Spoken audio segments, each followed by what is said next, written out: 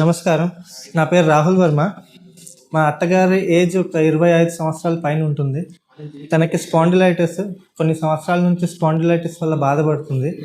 తన వెన్నుపూస వంగిపోయి ఉంటుంది ఇలాగా.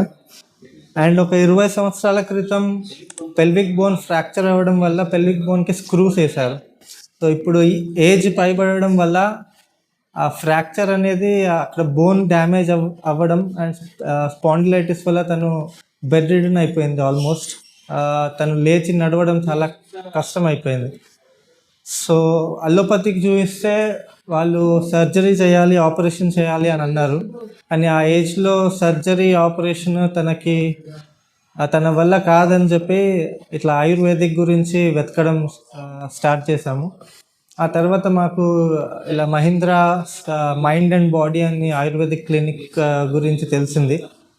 సో అక్కడ కనుక్కొని అక్కడ ట్రీట్మెంట్ స్టార్ట్ చేసిన తర్వాత కొద్ది నెలల్లోనే ఈ వెన్నుపూస ఏదైతే వంగిపోయి ఉందో అది మెల్లిమెల్లిగా స్ట్రైట్ అవ్వడం స్టార్ట్ అయింది. ఇప్పుడు వెన్నుపూస ఆల్మోస్ట్ స్ట్రైట్గా ఉంది.